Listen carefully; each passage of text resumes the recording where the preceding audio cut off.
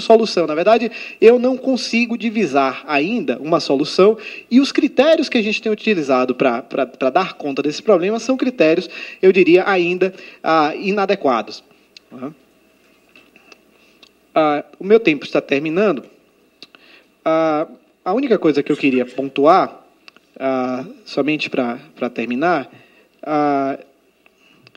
é da necessidade, e isso é alguma coisa que eu e o Marcos, que estamos trabalhando aí no processo de definição dos primeiros projetos de PVP, a gente tem tomado muito a sério, e acho que os senhores que trabalham com isso também o fazem, é da necessidade, que eu não canso de falar isso, de aproveitamento, de crescente aproveitamento do poder público, do único momento, nos nossos contratos de longo prazo, nos contratos de concessão e de PPP, no único momento em que, de fato, existe, ou supõe-se que exista, pressão competitiva para definir adequadamente o escopo do contrato, o conjunto de obrigações, ou seja, é um clamor por projetos mais bem modelados, mais bem estudados, com estudos de demanda, com estudos de engenharia feitos com o grau de detalhamento necessário. A gente percebe, e esse talvez seja o maior problema do programa de PPP federal hoje, que o que nós temos no Brasil, ao contrário de outros países, em que há todo um esforço para a seleção de projetos de PPP, no Brasil o que existe é o exato oposto. Você não precisa selecionar, porque falta capacidade, em regra, falta capacidade ao poder público de elaboração adequada de projetos. O que a gente tem se defrontado no nosso dia a dia é que o que se chama de projeto no âmbito do poder público, muitas vezes, é apenas uma ideia genérica, sem que os estudos necessários para que isto seja considerado de fato um projeto tenham sido realizados. Eu acho que o melhor exemplo, os senhores, vários aqui são agentes públicos, é o PPA. O PPA tem 150 e tantos projetos de infraestrutura. Façam a experiência de ir atrás dos estudos que levaram à colocação daquilo no PPA. Na grande maioria das vezes, esses estudos inexistem.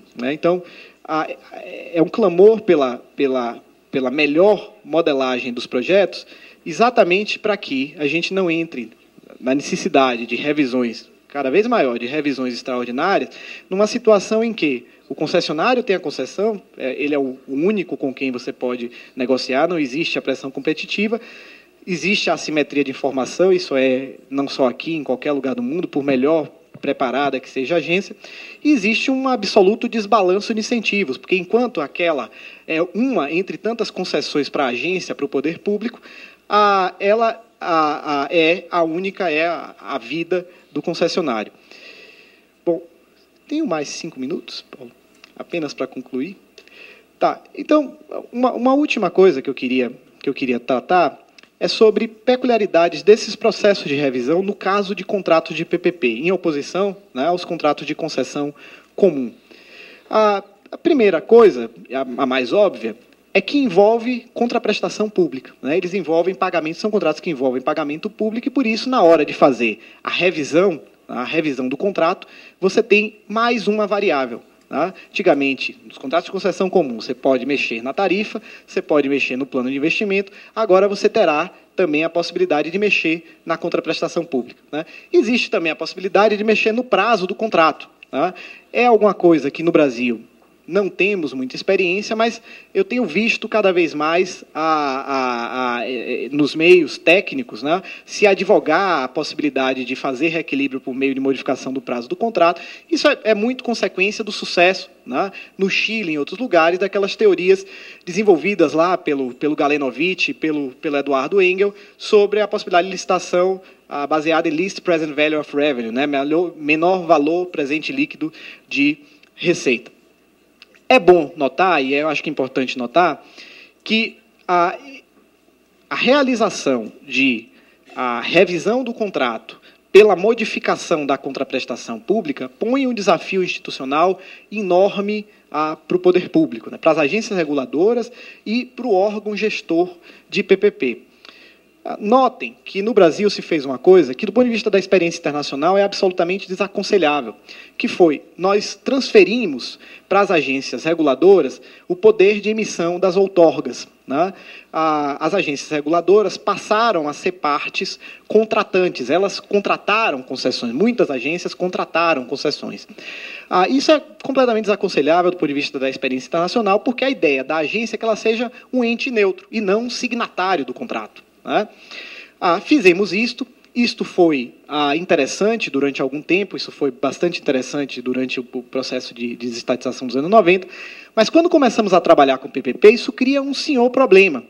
E cria um senhor problema porque, se a agência, de fato, tem expertise sobre aquele setor, de fato, é certamente o órgão, os órgãos mais bem preparados tecnicamente hoje para modelar processos ou acompanhar a modelagem de processos de concessão e de PPP, se elas têm essa expertise, elas nada podem fazer, ou em nada atina às agências, o problema do orçamento público, do comprometimento de recursos públicos futuros. Tá? Isso é alguma coisa que tem a ver com o Ministério do Planejamento, né, com o órgão de planejamento estadual, o municipal, com a Casa Civil, né, o órgão político vinculado ao presidente, e com o Ministério da Fazenda, né, a Secretaria da Fazenda, nos municípios e nos estados. Então, na hora que falamos em mexer na contraprestação pública, mexer no compromisso público de pagamento de longo prazo, mexer no compromisso de orçamentos futuros, haverá de haver alguma interação para que isso ocorra entre as agências reguladoras e o órgão gestor de PPP, né, onde esses três ministérios, né, o Ministério da Área Econômica e a Casa Civil, estão representados. Tá? Isso é um desafio, isso é alguma coisa que não está feita, não está pronta, tá? E vai requerer lidar com uma série de variáveis que as agências reguladoras, eu acredito, não, na sua atividade diuturna contemporânea, não estão acostumadas a lidar. Né? Porque a lei de PPP vai estabelecer limites, ela estabelece limites. Tá? Na medida em que você tem as regras de contabilidade desenvolvida, né? Que é uma coisa que a gente ainda não fez ainda no Brasil.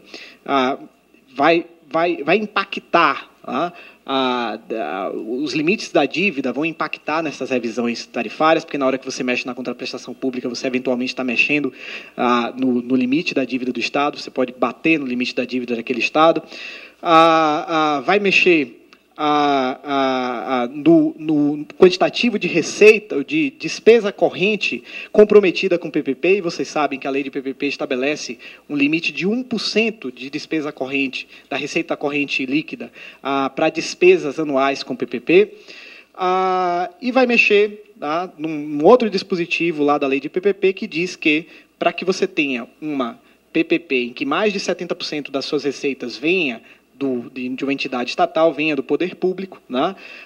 Você precisa de autorização legislativa. Então, eventualmente, quando você mexe no quantitativo de contraprestação pública, você pode também violar esse limite. Portanto, são essas as peculiaridades que eu acho que a gente tem que atinar nos casos de revisão nos contratos de PPP. Eram esses meus comentários. Desculpa ter me excedido no tempo e fico à disposição para esclarecer qualquer dúvida.